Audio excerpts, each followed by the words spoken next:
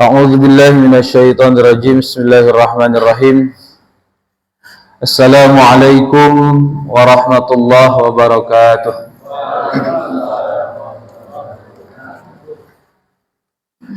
Alhamdulillahi rabbil alamin wal 'aqibatu lil muttaqin wala 'udwana illa 'alal zalimin. Asyhadu an la ilaha illallah wahdahu la syarika lah wa asyhadu anna Muhammadan 'abduhu wa rasuluh alladzi la nabiyya ba'dah. Allahumma salli wa sallim wa barik ala sayyidina wa maulana Muhammadin al-fatih lima ughliq wal khatim lima sabaq nasiril haqqi bil haqq wal hadi ila siratikal mustaqim wa ala alihi wa sahbihi haqqa qadrihi wa miqdarihi al-azim amma ba'd. Wa qala Allah ta'ala fi kitabihil karim a'udzu billahi minasy syaithanir rajim bismillahirrahmanirrahim yauma la yanfa'u malu wa la banun illa man atallaha biqalbin salim.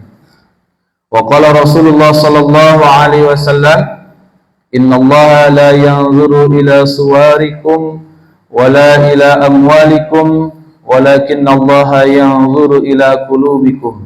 Shadaqa Rasulullah sallallahu alaihi wasallam.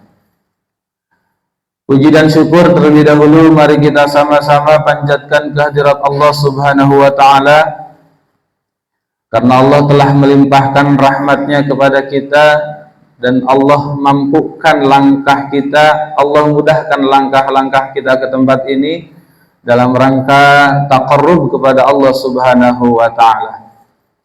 Salawat dan salam tidak lupa mari kita sama-sama curahkan kepada baginda alam beliau habibana wa nabiyana wa maulana Muhammad sallallahu alaihi wasallam. Tak lupa kepada segenap keluarganya, para sahabatnya, para tabi'in, atba'ut tabi'in, para ulama yang Allah hadirkan di setiap zamannya, dan juga mudah-mudahan kita semua termasuk umat beliau yang istiqomah mengikuti sunnah-sunnahnya sehingga kita semua dalam pandangan Allah layak dan pantas bersama-sama dengan baginda Rasul di surganya Allah Subhanahu wa ta'ala. Amin ya Allah ya Rabbal alamin. Bapak Ibu atau Mas Mbak ini?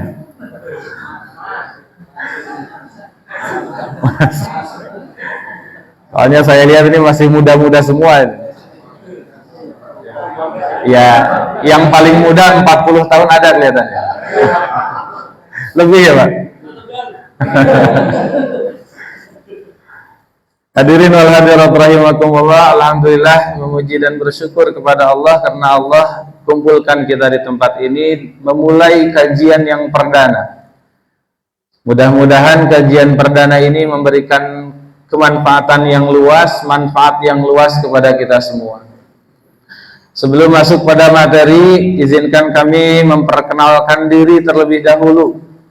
Sebab ada istilah tak kenal maka ta'aruf. Kalau ta'aruf itu bukan ingin menikah, tapi kenalan. Ta'aruf itu kenalan. Maka kalau tidak kenal harus ta'aruf alias kenalan. Dari kenal baru insya Allah tumbuh cinta, tumbuh kasih sayang dalam ikatan saudara sesama muslim, insya Allah. Nama kami Nur Aziz Rahmatullah, biasa dipanggil Aziz. Saya sebetulnya aslinya orang Tasikmalaya, orang Jawa Barat. Ada yang orang Jawa Barat, Pak? Oh banyak. Alhamdulillah. Aslinya saya dari Tasikmalaya, Jawa Barat, tapi sudah 2 tahun ini ditugaskan oleh guru kami Syekh Akbar Muhammad Fathur Rahman, pimpinan pesantren Idrisiyah, untuk mengabdi di wilayah Kaliwungu.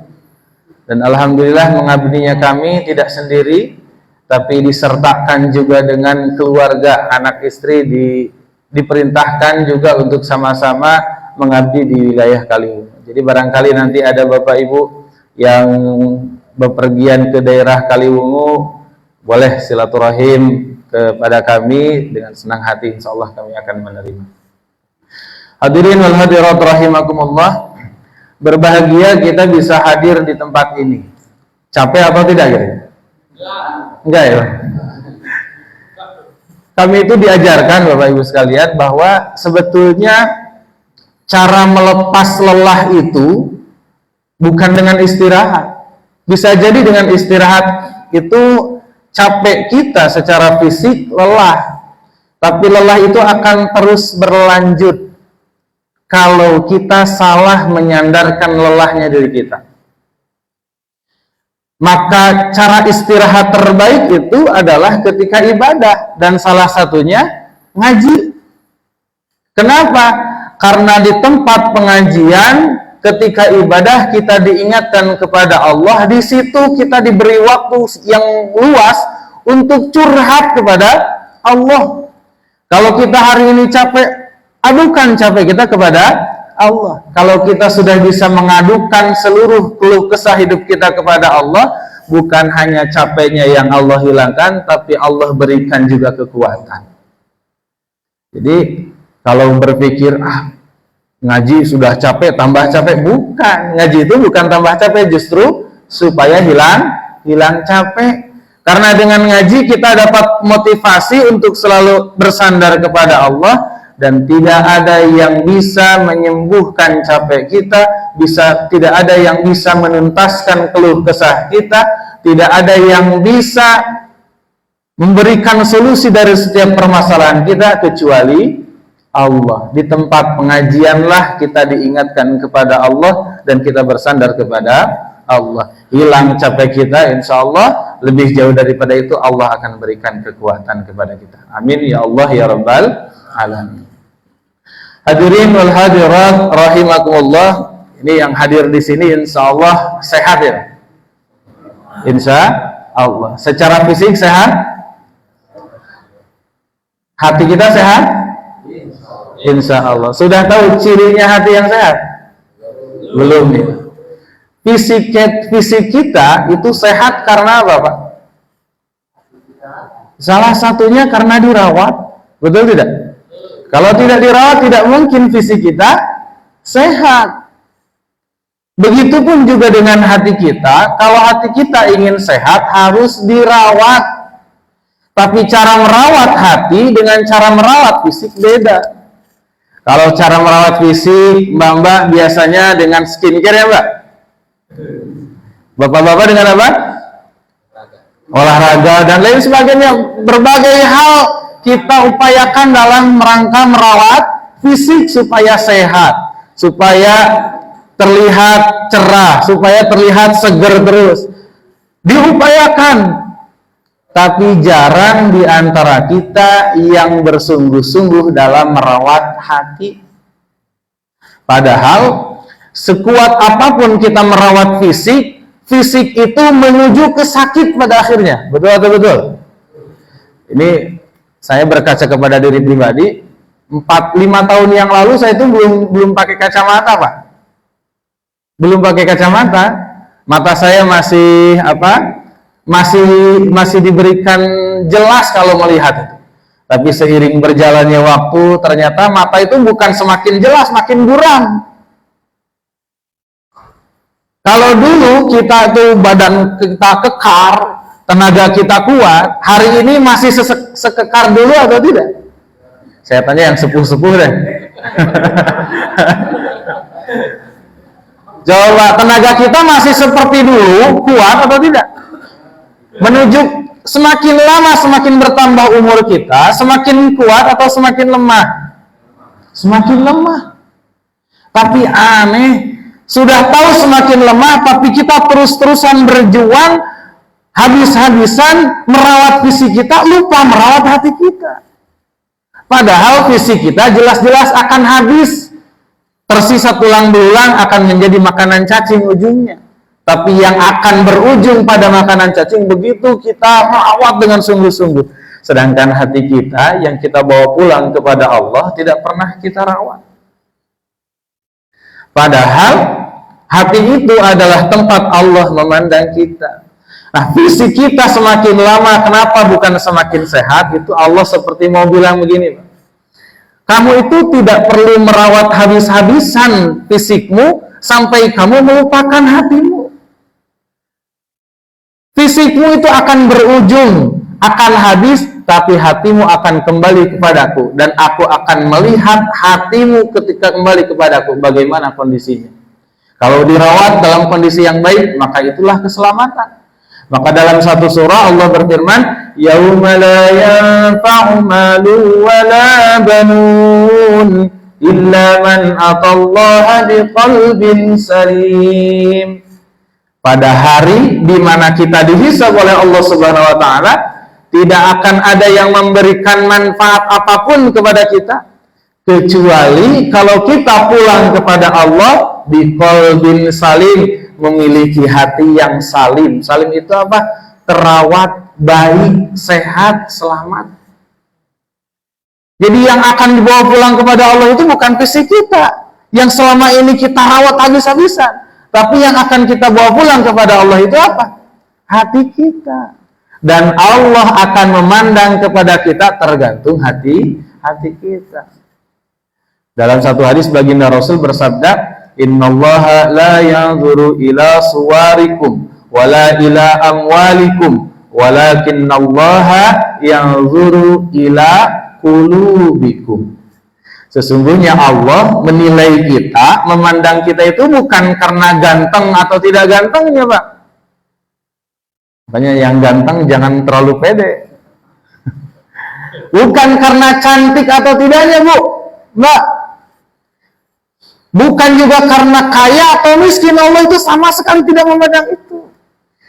Yang sering memandang itu cuma manusia. Makanya hari ini banyak kalau misalnya di antara kita rupa kita tidak seberapa ganteng, kadang-kadang dianggap hina oleh manusia yang lain. Capek jadinya mengikuti cara pandang manusia. Kalau hari ini kita ditakdirkan oleh Allah tidak termasuk orang yang kaya, hanya berkecukupan saja, biasa-biasa saja, tidak jarang kita dipandang sebelah mata oleh orang lain. Karena itulah cara pandang manusia. Jadi kalau kita mengikuti cara pandang manusia, capek jadinya. Tapi adilnya Allah tidak pernah mengikuti cara pandang manusia. Allah punya cara pandang sendiri terhadap manusia. Bagaimana cara pandang Allah terhadap manusia? Allah tidak melihat kaya atau miskin, tidak melihat ganteng atau tidak melihat cantik atau tidak melihat putih atau hitam. Tapi yang Allah lihat adalah hati kita. Maka pastikan hati kita dalam kondisi yang baik. Pastikan kita merawat hati kita supaya hati kita dalam kondisi yang sehat. Bagaimana cara merawatnya? Ini pertanyaan kemudian ya Pak ya. Cara merawat hati itu bukan dengan makan, bukan dengan minum, bukan dengan perawatan, tapi dengan ibadah. Satu-satunya cara merawat hati adalah dengan ibadah. Apa ibadah itu? Melakukan satu kebaikan yang diniatkan lillah karena Allah. Termasuk bekerja ibadah atau bukan?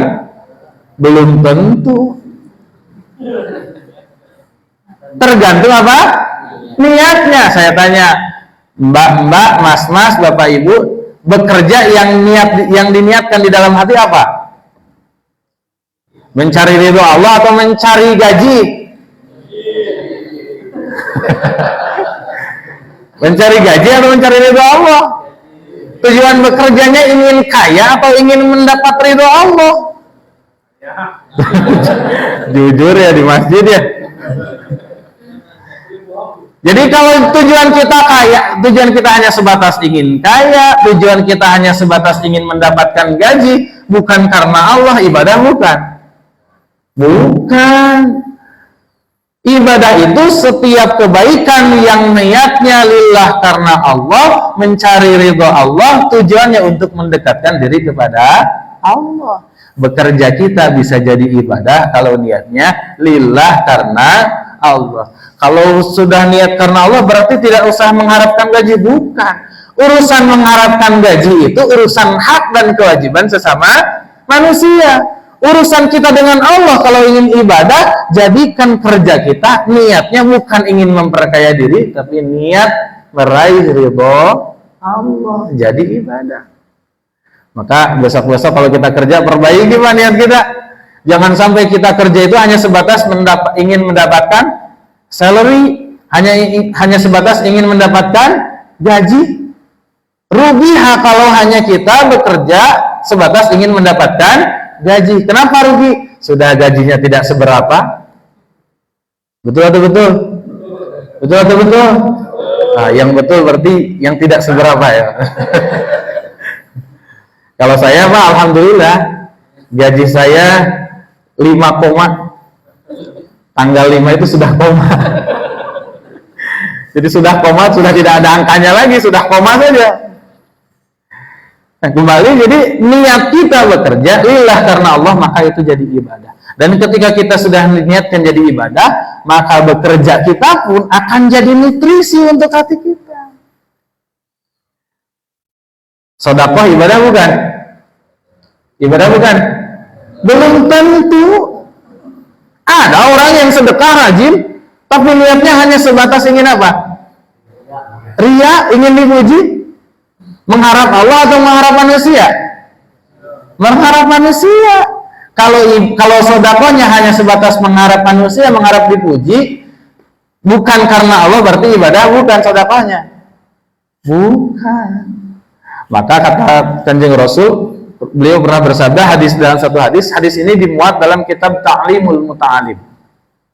Beliau mengatakan, kam min amalin yatasawwaru min a'malid dunya yasiru bi a'malil akhirah bi husnin niyat, wa kam min amalin yatasawwaru min a'malil akhirah yasiru min a'malid dunya bi su'in niyat. Kata baginda Rasul, artikan jangan ini Pak. Saya lihat bengongnya kok kayak apa itu artinya? Artinya, kata baginda Rasul, betapa banyak satu amalan yang amalan itu seperti amalan dunia. Amalan dunia itu maksudnya amalan yang secara lahir tidak ada kaitannya dengan Allah. Amalan adat istiadat, contohnya seperti makan, minum, tidur, apalagi jalan-jalan, healing, apalagi mancing. Mancing boleh tidak mancing? Boleh, asal jangan lupa waktu ibadah. Mancingnya di jadi jangan mancing, tidur, makan, seluruh kebiasaan kita yang sifatnya adat istiadat kemanusiaan itu adalah amalan dunia, tapi yasiru min a'malil akhirah, itu semua dalam pandangan Allah bisa jadi amal ibadah. Bagaimana kuncinya? Bihusnin niat, kalau niatnya baik. Kalau niatnya karena Allah, jadi amal ibadah meskipun tidur. Ya Allah, niat saya tidur itu bukan hanya melepas capek, tapi setelah capek aku niatkan tidur ini supaya semangat lagi bekerja, mencari ridha Allah, menafkahi keluarga, beribadah kepadamu. Jadi ibadah tidak tidurnya? Jadi ibadah. Makan juga begitu sama. Kalau makan kita diniatkan, ya Allah, aku makan ini bukan hanya sebatas makan. Aku makan ini supaya punya tenaga, karena kalau perutku keroncongan aku tidak bisa bekerja, apalagi sholat. Maka aku makan ini tujuannya supaya aku punya tenaga, dan aku gunakan tenaga itu untuk ibadah kepadamu ya Allah. Jadi ibadah tidak? Jadi ibadah. Mancing, kok mancing lagi ya? Kalau mancing jangan jadi alasan. Mancing dengar suara adzan, Allahu Akbar, Allahu Akbar, adzan asar.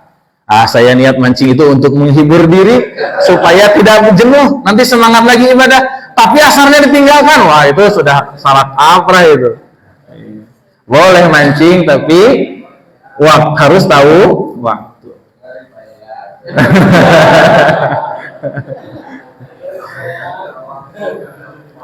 Kembali jadi amal dunia pun ya ternyata maha baiknya Allah.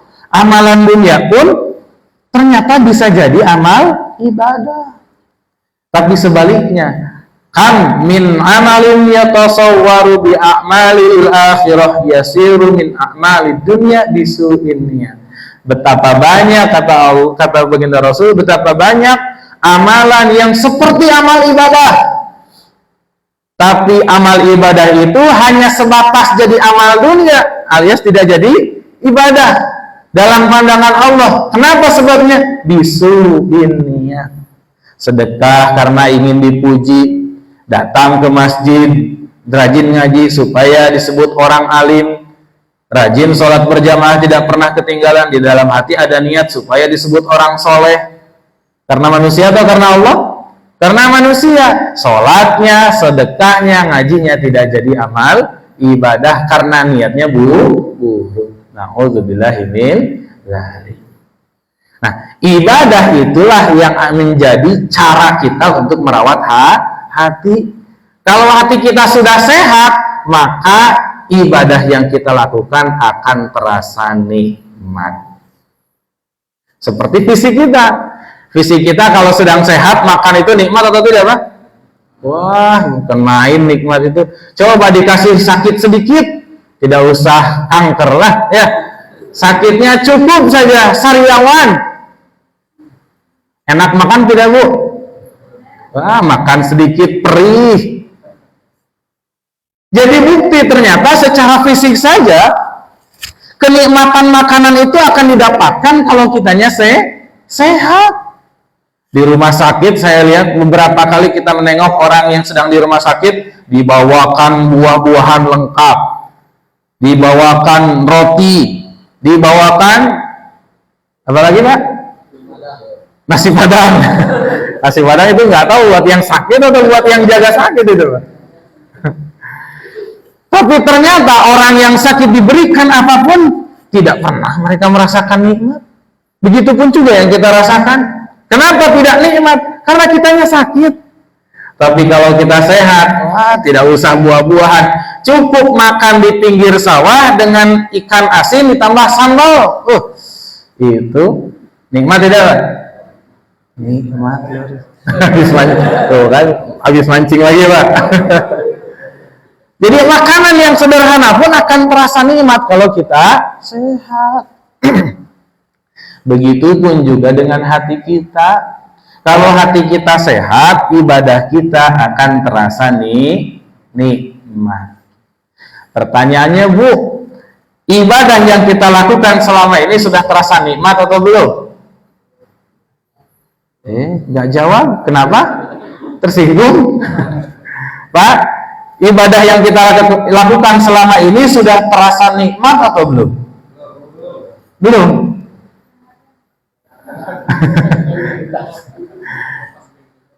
Kalau belum terasa nikmat berarti tandanya apa? Hati kita dalam keadaan sakit. Karena kalau orang sehat itu ibadah itu nikmat. Sholat berjamaah, karena merasakan nikmat dalam sholat berjamaah, tidak berhenti sholat berjamaahnya, dilanjutkan dengan sholat sunnah. Ada sholat sunnah namanya sholat sunnah ba'diyah. Nikmat sholat sunnah ba'diyahnya tidak berhenti, pasti akan mencari tambahan-tambahan lain. Makanya para ulama mensyariatkan ada sholat hajat, ada sholat tasbih, ada sholat taubat, ada ibadah-ibadah yang lainnya. Kenapa itu disyariatkan, dicari? Itu menjadi penawar bagi orang yang sedang merasakan kehausan dalam ibadah. Orang yang sedang merasakan nikmatnya dalam ibadah, dihidangkanlah ibadah-ibadah yang lain selain ibadah fardu. Kan kita juga kalau sedang sehat, nikmat makan pasti nambah, ya Bu ya, betul? Kalau nambah itu kan ciri nikmat. Kalau tidak nambah, kalau tidak nikmat tidak akan nambah. Kenapa kita makan saja nambah? Karena nikmat. Begitupun juga dengan ibadah. Kalau hati kita dalam keadaan sehat, ibadah itu akan terasa nikmat. Semakin ibadah itu dirasakan nikmat, maka semakin mencari-cari tambahan dan berusaha menjadikan setiap apapun yang dilakukan punya nilai ibadah di sisi Allah Subhanahu wa Ta'ala. Maka mudah-mudahan ngajinya di sore hari ini terasa nih nikmat. Amin Allahumma amin. Kalau sudah terasa nikmat, nambah tidak? Sampai jam berapa nambahnya? Bebas. Sampai jam berapa, Bu? Nambahnya kalau nikmat? Sampai jam 9 malam siap? Jam 2. Jadi itu ciri yang pasti kalau hati kita sehat. Jadi kalau hati kita sehat, ibadahnya akan terasa nikmat. Maka yang kemudian kita harus cari tahu adalah bagaimana caranya supaya hati kita sehat. Bagaimana caranya supaya ibadah kita nikmat. Maka baginda Rasul Nabi Muhammad SAW memberikan 3 tips supaya hati kita sehat, tersinari oleh cahaya Allah, semangat dalam ibadah, bahkan nikmat dalam menjalani ibadah. Yang pertama tipsnya adalah orientasi hidup kita harus akhirat. Orientasi kita harus akhirat. Supaya hati kita sehat, ibadah kita jadi nikmat, orientasikan hati kita setiap aktivitas apapun yang kita lakukan, orientasi kita bukan lagi dunia tapi akhirat.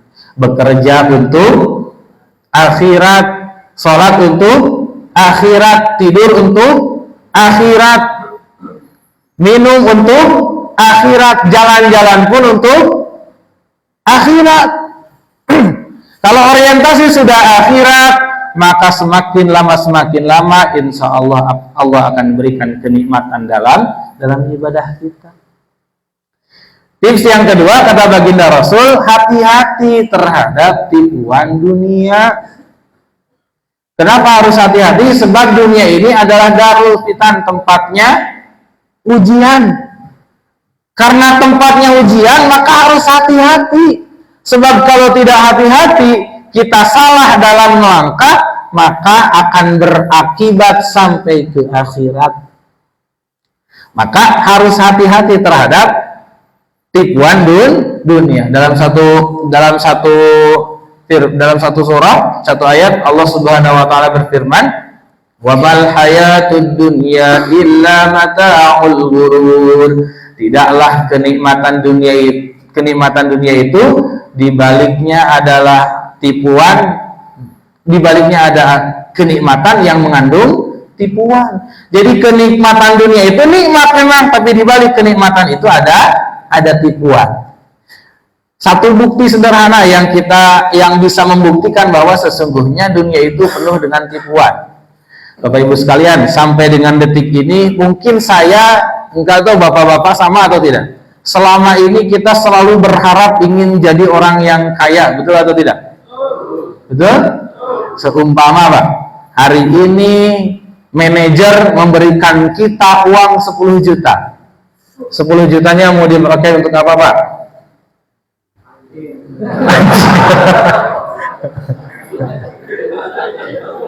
Mancing lagi.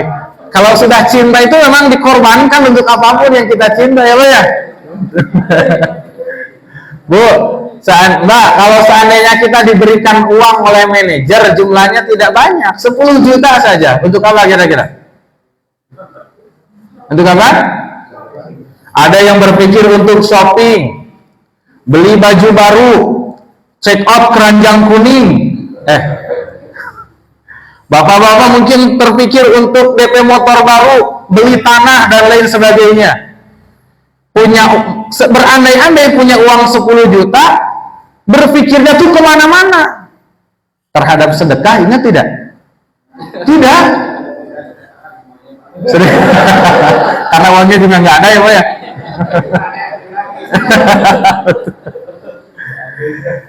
Karena seandainya jadi tinggal berandai-andai lagi ya Pak. Tapi ternyata betul baru berandai-andai saja dunianya sudah menipu. Bayangkan baru berandai-andai kita punya uang 10 juta, sudah kita berpikir kemana-mana, tidak berpikir terhadap sedekah, padahal uangnya belum ada. Jangan-jangan seandainya tadi Bapak Ibu punya uang 10 juta, saya minta 5 juta, diberikan atau tidak? Tidak. Belum ada uangnya sudah pelit, bayangkan. Ternyata betul dunia itu tipuan. Uangnya belum ada, tapi pikirannya sudah dunia. Uangnya belum ada, pelitnya sudah muncul duluan. Itu tipu daya dunia. Makanya harus berhati-hati. Bukan tidak boleh punya dunia, boleh, silahkan punya dunia. Tapi harus hati-hati. Kenapa harus hati-hati? Sebab kebanyakan orang yang memiliki dunia, mereka terlena. Betul atau tidak? Betul atau tidak? Jadi hati-hati Bapak Ibu sekalian. Jangan-jangan hari ini kenapa kita tidak dikayakan oleh Allah? Barangkali kalau kita dikayakan oleh Allah, kita terlena, nggak mau ngaji ke sini. Sebab itu sudah jadi sunatullah. Dulu Kanjeng Rasul itu pernah bersabda begini, wallahi mal faqru akhsha alaikum wa akhsha alaikum an tunsata alaikumud dunya. Kata baginda Rasul, demi Allah. Kalau sudah baginda Rasul mengucapkan demi Allah, serius tidak ini? Serius tidak, Bu? Serius, maka catat baik-baik. Kata baginda Rasul, demi Allah, mal faqru akhsha alaikum, bukan kefakiran yang aku takutkan atas kalian. Jadi kalau kalian fakir, kata baginda Rasul, aku tidak khawatir. Tapi justru yang aku khawatirkan adalah ketika kalian dibukakan dunia, ketika kalian dikayakan. Kenapa? Sebab kalau kebanyakan manusia yang dikayakan, mereka terlena oleh kekayaannya, lupa kepada Allah Subhanahu wa ta'ala. Jadi mending kaya atau mending miskin? Astagfirullah. Dasar nafsu ya. Sudah dikasih tahu yang kaya itu sering kali membahayakan. Jadi mending kaya mending miskin, Bu? Mudah-mudahan dikayakan, bukan hanya kaya hartanya, kaya hatinya. Kalau ingin dikayakan hatinya, buktikan harta yang sekarang gunakan untuk ibadah. Jangan terus-terusan untuk kesenangan diri berpikirnya itu. Terus-terusan untuk memperkaya diri. Gunakan harta yang ada sekarang untuk ibadah.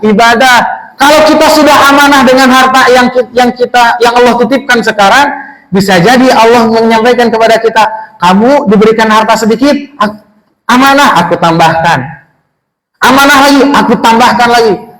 Amanah lagi, aku tambahkan lagi. Jadi kalau kita amanah, menjadikan harta itu sebagai teman ibadah, insya Allah membuat kita kaya, menitipkan yang lebih banyak, itu mudah bagi Allah Subhanahu wa ta'ala. Tapi sudah, itu jangan jadi tujuan kita kembali ibadah kepada Allah. Kaya miskin itu sama-sama ujian. Allah tidak melihat kayanya, Allah tidak melihat miskinnya. Seandainya pun detik ini sampai dengan kita meninggal dunia, hidup kita pas-pasan terus, itu bukan berarti kehinaan dari Allah. Belum berarti juga kalau hari ini tiba-tiba besok kita dikayakan oleh Allah, itu sebagai kemuliaan dari Allah. Belum tentu. Kaya miskin, dua-duanya bentuk ujian dari Allah Subhanahu wa ta'ala. Allah ingin melihat dikayakan ibadah tidak, dimiskinkan ibadah tidak. Itu jawaban dari orang yang beriman, yang lulus ujian dari Allah Subhanahu wa ta'ala. Maka hati-hati terhadap ketipu daya dunia, hati-hati terhadap kesenangan dunia. Bukan tidak boleh dinikmati, silahkan, boleh dinikmati. Karena memang Allah Subhanahu wa ta'ala menciptakan dunia ini sebagai perhiasan bagi kita. Boleh, silahkan menikmati. Punya kendaraan yang bagus, boleh. Tapi jangan lupa ibadah kepada Allah. Yang ketiga, yang menjadi mindset kita adalah persiapkan diri untuk menjemput kematian. Itu tips yang ketiga dari baginda Rasul supaya hati kita sehat. Jadi manfaatkan kesempatan yang Allah berikan untuk berbekal menuju kematian. Maka tidak perlu mengejar mati-matian sesuatu yang tidak dibawa mati, rugi. Sudah bekerja banting tulang, peras keringat siang malam, bekerja habis-habisan, ternyata mati. Hasilnya dibawa tidak? Tidak dibawa. Sekalipun Bapak Ibu punya motor bagus, baru meninggal, motor barunya ikut ke kuburan tidak? Tidak. Kata ahli waris, eman dibawa ke kuburan. Bapak Ibu punya tanah yang luas, begitu mati dikuburkan. Kuburan kita berapa kali berapa? 2 kali 1, 2 kali 3, 2 kali 1 apa? Meter atau hektar? Kebayang kalau 2 kali 1 hektar ya. Ahli waris itu mending ditanam jagung, mending ditanam bawang daripada harus dipakai kuburan. Tidak akan ada yang ridho. Jadi sesuatu yang kita kejar mati-matian pada akhirnya tidak akan kita bawa mati, tapi justru akan kita tinggalkan melalui kematian kita sendiri. Maka karena kita sadar bahwa dunia ini tidak dibawa mati, maka jadikan setiap kesempatan yang datang kepada kita itu adalah peluang untuk menebar kebaikan, peluang untuk memperbanyak kebaikan, peluang untuk meningkatkan ibadah yang akan jadi pahala di akhirat nanti. Itu supaya hati kita sehat. Kalau itu tidak dilakukan, maka ujungnya hati kita akan sakit. Kalau sudah sakit, maka ibadah tidak akan nikmat. Kalau tidak diobati, maka ujungnya hati kita akan mati. Kalau sudah mati, tidak akan ada rasa. Sudah azan? Belum? Ya. Sudah. Nah, saya izin melanjutkan 5 menit lagi ya Pak ya. Kalau 3 tips itu tidak dilakukan, maka kondisi hati kita akan berpindah kepada kondisi yang sakit. Buktinya, cirinya tidak nikmat ibadah. Ketika ngaji datang asam urat, padahal lagi nonton bola tuh asik saja ya Pak ya. Menunjukkan lagi mancing lagi gitu. Menunjukkan bahwa ibadah kita pahit. Kalau pahit berarti hati kita sakit. Kalau sakit tidak diobati, dalam Quran Allah berfirman fi qulubihim marad fazadahumullahu marad. Kalau sakit tidak diobati, maka penyakitnya akan bertambah. Semakin bertambah, ujungnya jadi komplikasi, stroke, stres, stop ujungnya. Kalau sudah stop berarti hati kita mati. Kalau sudah hati kita mati, tidak akan ada rasa. Rasa apa? Kata Syekh Ibnu Athaillah, 2 rasa yang tidak akan didapatkan bagi orang yang hatinya mati. 1, rasa sedih. Rasa sedih ketika meninggalkan kebaikan. Umpama ada kesempatan berbuat baik, ada pembangunan masjid, orang lain sedekah, kita tidak sedekah. Kita merasa gelisah dan sedih. Nah, berarti menunjukkan hati kita masih bisa diobati. Tapi kalau melihat orang lain yang sedang berjibaku bergotong royong, berlomba dalam melakukan kebaikan, kita melewatkan begitu saja tanpa ada rasa sedih di dalam hati, menunjukkan hati kita telah mati. Jadi rasa yang hilang yang pertama adalah rasa sedih ketika meninggalkan kebaikan. Rasa yang kedua yang akan hilang dari orang yang hatinya mati adalah rasa menyesal ketika orang itu melakukan kemaksiatan atau keburukan. Makanya hari ini Bapak Ibu sekalian, banyak orang yang bukan lagi tidak menyesal, justru bangga dengan keburukan dan kemaksiatan. Remaja kita, anak-anak seusia anak kita hari ini dengan bangganya mengacungkan apa? Cerulit. Dengan bangganya berzina di halayak umum. Sudah bukan lagi menyesal, tapi justru bangga memamerkan itu semua. Kalau kita lihat di media sosial hari ini, yang banyak itu yang terbuka aurat atau tertutup aurat. Saya nanya ke bapak-bapak, Pak, yang di media sosial hari ini banyak yang menutup aurat atau banyak yang membuka aurat? Mereka merasa menyesal atau justru bangga? Kita melihat dari bangga dengan membuka-bukakan aurat. Kenapa bisa sampai pada titik itu? karena tidak dirawat hatinya, akhirnya sakit. Setelah sakit, semakin sakit, komplikasi, ujung-ujungnya hatinya mati. Maka bagi orang yang sudah hatinya mati, peringatan apapun datang kepada mereka, peringatan itu tidak akan menjadi pelajaran. Nasihat apapun yang datang kepada mereka, nasihat itu tidak membawa kebaikan kepada dirinya. Nauzubillahi min dzalik. Hadirin wal hadirat rahimakumullah. Itu saja barangkali yang bisa disampaikan pada kesempatan sore hari ini. Mudah-mudahan besar manfaatnya. Saya simpulkan, jadi hati kita, kalau kita ingin melihat bagaimana kondisi hati kita, maka cara pandangnya lihat pada ibadah kita. Kalau kita merasakan nikmat dalam ibadah, berarti hati kita dalam kondisi yang sehat. Kalau kita merasakan pahit dalam ibadah, maka hati kita dalam kondisi yang sakit.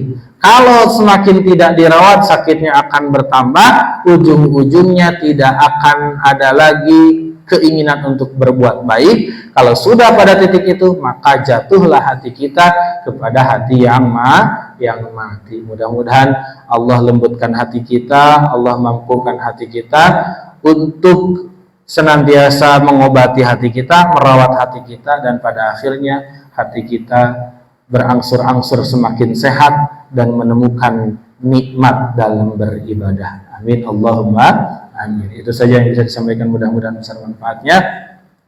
Al-Qallaqumikum akhiru kalam. Wassalamualaikum warahmatullahi taala wabarakatuh.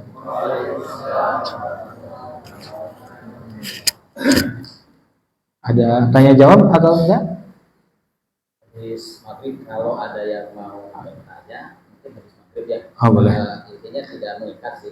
Tapi kalau misalnya ada yang berkonsultasi sama Ustaz, monggo tapi setelah. Iya, baik. Itu barangkali jadi setelah salat maghrib, kalau ada yang ingin bertanya atau sekedar berbincang, boleh silahkan. Kalau tidak ada, maka kita akan akhiri. Bapak Ibu sekalian, sebelum azan maghrib dan salat maghrib, mari kita sama-sama akhiri terlebih dahulu dengan doa. Kita beristighfar terlebih dahulu. Mudah-mudahan istighfar yang kita bacakan menjadi obat bagi hati kita yang sakit, hati kita semakin sehat, dan pada akhirnya merasakan kenikmatan dalam ibadah.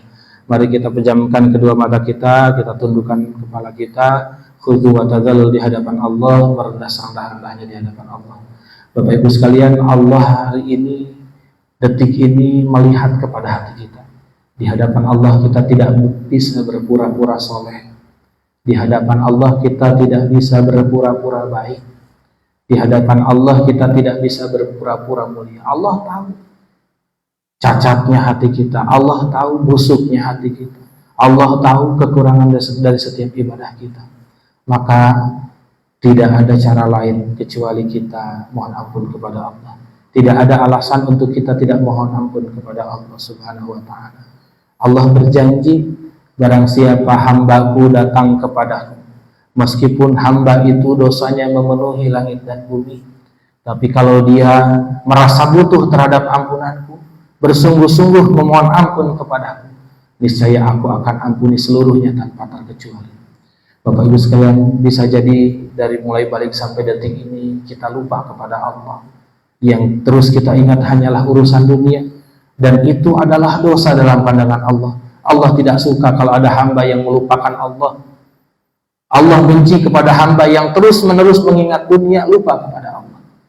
Pada satu hari Allah akan mintai pertanggungjawaban kepada kita, dan Allah akan berikan siksa dari dosa-dosa yang pernah kita perbuat, termasuk lupanya kita kepada Allah Subhanahu wa ta'ala. Maka detik ini mari kita menjemput janji Allah. Janji Allah yang akan mengampuni seluruh dosa-dosa kita tanpa terkecuali, asalkan kita sungguh-sungguh mohon ampun kepada Allah. Mari kita hafalkan kalimat istighfar dengan sungguh-sungguh, dengan hati yang penuh harap, penuh rasa butuh terhadap ampunan Allah Subhanahu wa ta'ala. Astagfirullahaladzim wa atubu ilaih.